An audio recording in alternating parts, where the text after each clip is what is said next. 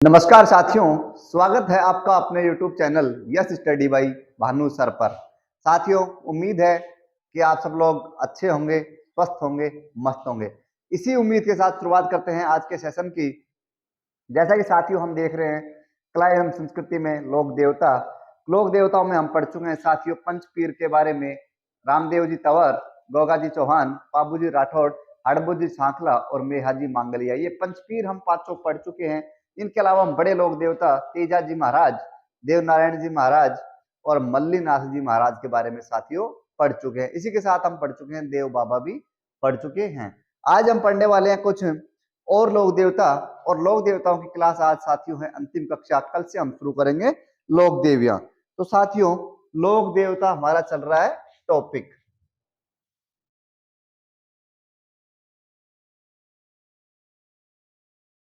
लोक देवता, लोक देवता में साथियों आज हम एक एक करके सभी लोक देवता पढ़ने वाले हैं। पहला हम शुरुआत करते हैं साथियों बिग्गा जी महाराज। बिग्गा जी महाराज, इन सब के बारे में कुछ ज्यादा है नहीं, एक एक दो दो लाइनें हैं, तो हम एक एक दो दो लाइनें देख लेते हैं। बिग्गा जी महाराज की साथियों बात करें तो इनके पिता का नाम, माता का नाम, उसके अलावा इनका मेला कहाँ भरता है, इनका गांव कौन सा था, वो सब चीजें हम देखने वाले हैं। तो पिता के अगर नाम की बात करें साथियों तो इनके पिता का नाम था राव महन।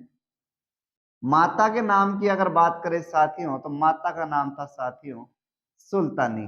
ध्यान रखें, पिताजी का नाम राव महन और माता का नाम था सुल्तानी।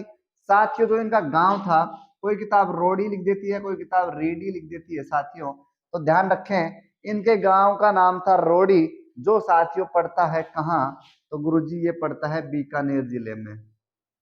बीकानेर जिले में साथियों ध्यान रखें, गायों को बचाते हुए शहीद हो जाते हैं, गायों को बचाते हुए शहीद हो जाते हैं, गायों को बचाते हुए शहीद होते हैं बिग्गा जी, इसीलिए इस लोक देवता, इनका नाम लोक देवताओं की सूची में पड़ा। साथियों पिताजी का नाम राव महन, माताजी का नाम सुल्तानी, रोडी इनका जन्म स्थान था। इसी गांव में साथियों इनका मंदिर भी है, ध्यान रखें मंदिर में इनका कहाँ है, रोडी गांव में ही इनका मंदिर है। गायों को बचाते हुए शहीद हो जाते हैं कौन, बिग्गा जी महाराज।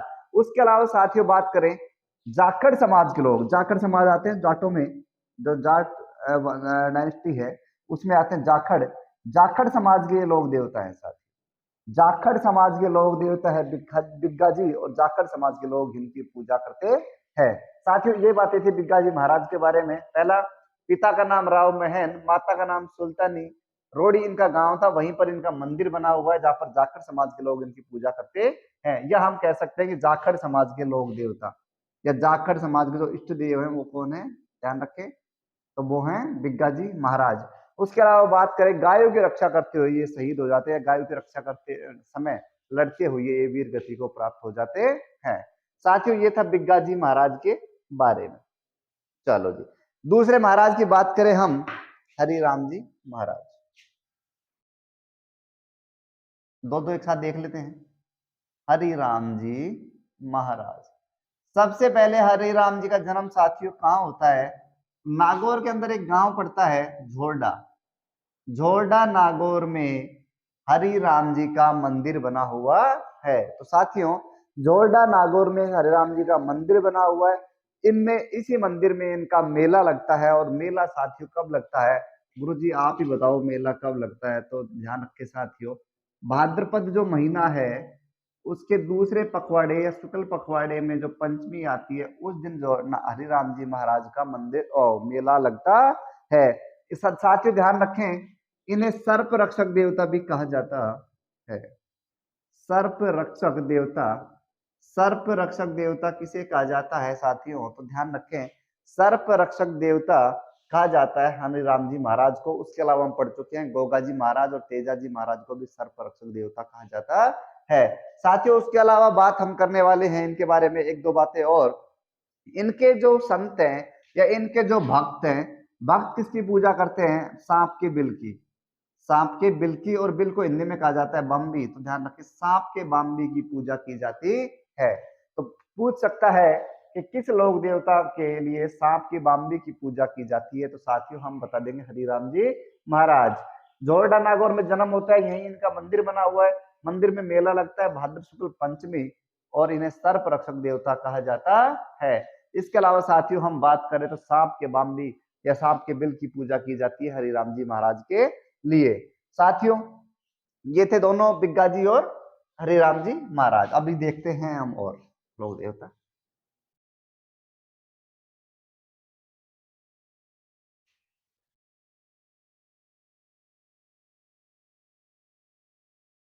देखो साथियों अब हम देखते हैं केसरिया कुंवर जी के बारे में। केसरिया कुंवर जी, ध्यान रखें हम पढ़ के आए हैं गोगा जी चौहान, और ये हैं गोगा जी के बेटे। अपन ने साथियों गोगा जी चौहान पढ़ा था, सर्पों के देवता गोगा जी चौहान, उनके बेटे हैं ये, ध्यान रखें। इन्होंने भी अपने पिताजी वाली पढ़ाई में पढ़ाई करी, इन्होंने भी ये भी क्या कहते हैं सर्प रक्षक देवता ही कहलाए, सर्प रक्षक देवता ही कहलाते हैं केसरिया कुंवर जी, और सर्प रक्षक देवता ही कहलाते हैं गोगा जी चौहान। इनके जो भक्त हैं केसरिया कुंवर जी के जो भक्त हैं, वो सांप को जहां से खाया है वहां से चूस कर जहर निकाल देते हैं। तो साथ ही ध्यान रखें तो केसरिया कुंवर जी सर्प रक्षक देवता है, गोगा जी चौहान के बेटे हैं। साथियों इनके अलावा बात करें कि इनके थान पर ना लोग सफेद कपड़े की पूजा करते हैं, जहां इनका मंदिर है या जहां भी इनका थान है वहां पर सफेद कपड़े की पूजा की जाती है, सफेद कपड़े की पूजा की जाती है। तो साथियों ध्यान रखें केसरिया कुंवर जी के बारे में दो बातें, गोगा जी चौहान के बेटे हैं, सर्प रक्षक देवता के रूप में प्रसिद्ध हुए, इनके थान पर सफेद कपड़े की पूजा की जाती है। साथियों उसके अलावा हम पढ़ने वाले हैं नए, थोड़ा सा और देखते हैं लोक देवता जरडा जी। देखो जरडा जी के बारे में एक दो बातें हम थोड़ी सी करेंगे। जरडा जी के बारे में बात बताऊं, पहले थोड़ा सा ये सुन ले कि ये पाबू जी थे, जो पाबू जी के भतीजे थे। फिर जरडा जी के ऊपर छोटी सी एक कहानी है, बड़ी रोमांचक कहानी है, वो मैं सुनाता हूँ। जरडा जी के बारे में थोड़ा सा सुने। जरडा जी कौन थे? जरडा जी थे पाबू जी के भतीजे। मैंने देखो तुम्हें याद हो तुम्हें थोड़ा सा, तो मैंने तुम्हें बताया था कि जब पाबू जी शादी करने के लिए अमरकोट जाते हैं, फूलम जैसे शादी होनी होती है, तो वो एक अपनी गांव में एक चारण महिला थी देवल चारणी, उसकी घोड़ी लेकर जाते हैं जिसका नाम होता है केसर कालमी। और जैसे ही पाबू जी अमरकोट पहुंचते हैं, फेरे लेते हैं, 3 फेरे लेते हैं, वहीं पर देवल पहुंच जाती है, और देवल उनको कहती है कि तू यहाँ फेरे ले रहा है, वहां मेरी गाय लूट ले गया जायल का राजा। अब जायल का राजा कौन था? जायल का राजा साथियों था कौन? जींदराव खींची। तो कहते हैं पाबू जी वहां जाते हैं जींदराव खींची से गाय छुड़ाने। कौन कौन जाता है? पाबू जी जाते हैं, और पाबू जी के एक बड़े भाई थे बूढ़ो जी, पाबू जी के बड़े भाई बूढ़ो जी, प्लस में 3 प्लस और कौन जाता है? इनके साथ जाते हैं इनके और साथी जो पाबू जी के साथी होते हैं, 3 साथी चांदा हरमल डेरा थे। पाबू जी और बूढ़ो जी दोनों चले जाते हैं, युद्ध तो ये जीत जाते हैं, लेकिन दोनों वीर गति को प्राप्त हो जाते हैं, दोनों शहीद हो जाते हैं। जींदराव खींची, जींदराव खींची कौन था? जींदराव खींची इनका जीजा जी थे या जीजा साला थे आपस में। तो जींदराव खींची से गाय तो बचा लेते हैं, लेकिन पाबू जी और बूढ़ो जी शहीद हो जाते हैं। उसके बाद होता क्या है, ये बात जब पता लगती है किसको? ये बात पता लगती है बूढ़ो जी की पत्नी बूढ़ो जी की पत्नी जिसका नाम था गैली रानी। गैली रानी को जो पता लगती है तो वो क्या करती है, वो खबर भेजती है कहाँ? अमरकोट। अमरकोट किसको भेजती है? युद्ध में एक रायका या रैबारी जाति का लोग लड़ रहा था, उसको भेजती है कहाँ? अमरकोट। और ये बात पता लगती है फूलम दे को, तो फूलम दे वहां से चलकर आ जाती है कहाँ? कोल्लूमंड। कहाँ जाती है? कोल्लूमंड। अब फूलम दे जी कोल्लूमंड आ गई।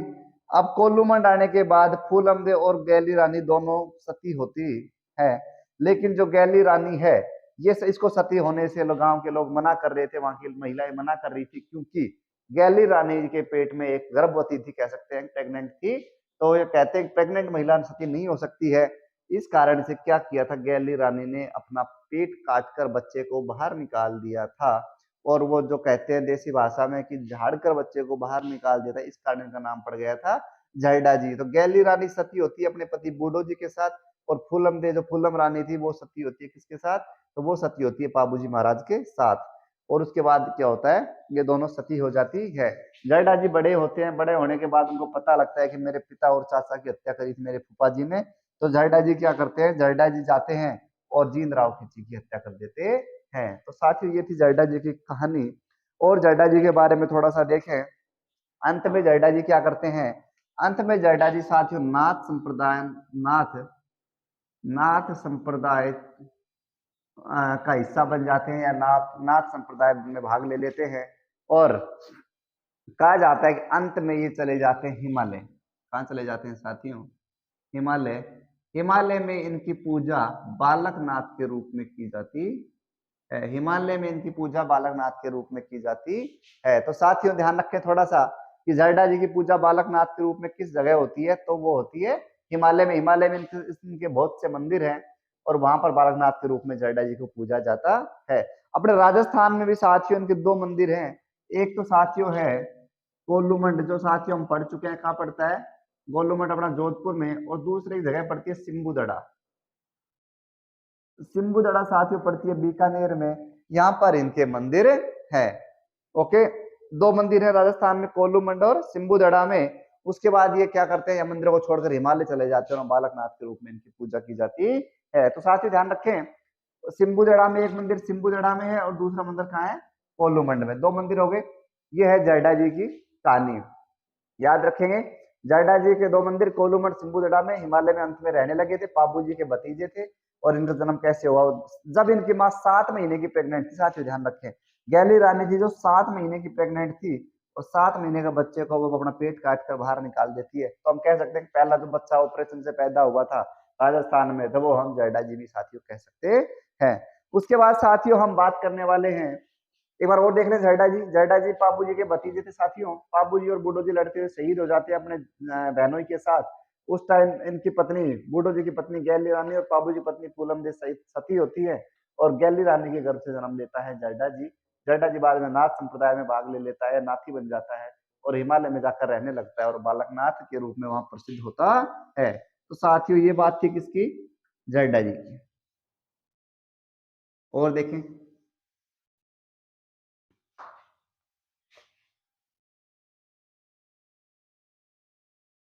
देखें अब साथियों हम पढ़ेंगे, अब हम पढ़ने वाले हैं झुंझार जी। झुंझार जी महाराज के बारे में नाम सुना होगा, झुंझार जी, झुंझार जी। झुंझार जी के बारे में थोड़ा सा देखें, इनका जन्म साथियों कहाँ होता है। इनका जन्म होता है, जगह पड़ती है सीकर के अंदर एक, इमलोहा। इमलोहा कहाँ पड़ता है साथियों, सीकर में। गुरुजी इनका मंदिर कहाँ है, तो मंदिर भी एक सीकर में एक जगह और पड़ती है, स्यालोदड़ा। क्या है, स्यालोदड़ा।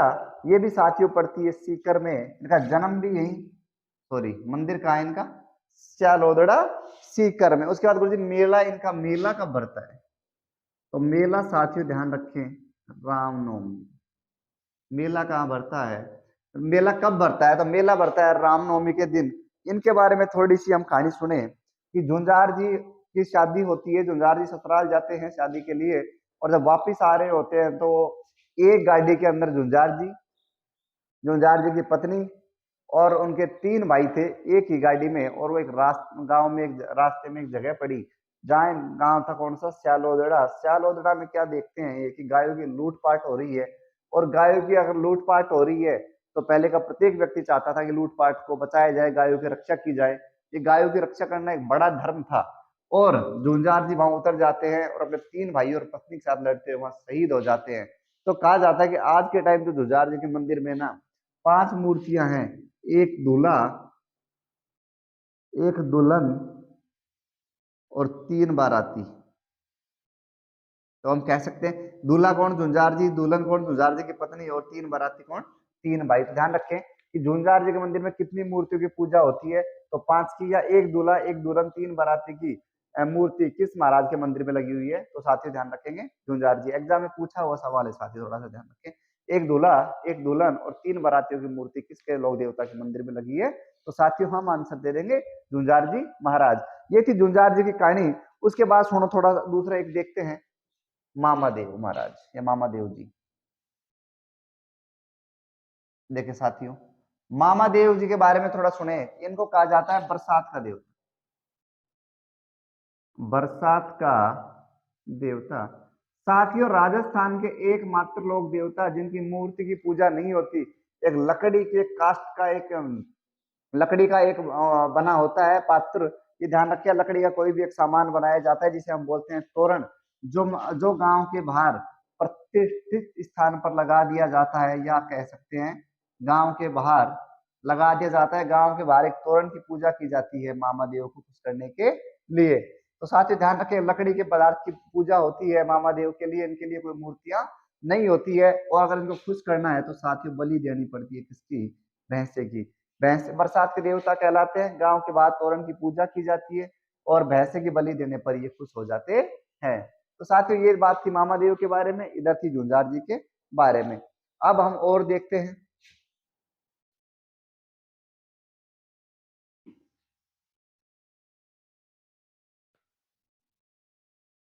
देखे साथियों, अब हम देखने वाले हैं वीर फत्ता जी के बारे में।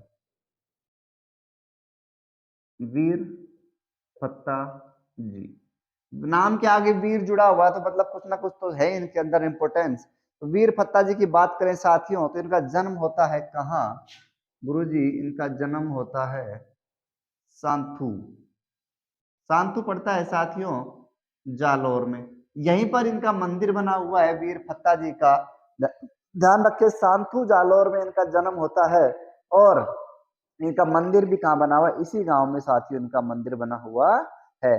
उसके बाद की बात करें गुरु जी की हत्या कैसे हुई, तो इनके गांव में लुटेरे आ गए थे और किसान परिवार के लोगों को लूट रहे थे। तो लुटेरों से लड़ते हुए ये शहीद हो गए थे। गांव के अंदर ही शहीद हुए थे साथियों, लुटेरों से लड़ते हुए शहीद हो गए थे। कौन? वीर फत्ता जी। उसके अलावा साथियों फत्ता जी के बारे में और देखें कि गुरु जी इनका मेला कब भरता है, तो इनका मेला भरता है साथियों भाद्रपद का महीना, और दूसरा पखवाड़ा या शुक्ल पखवाड़ा की नवमी को हमारे वीर फत्ता जी का मेला कहाँ भरता है?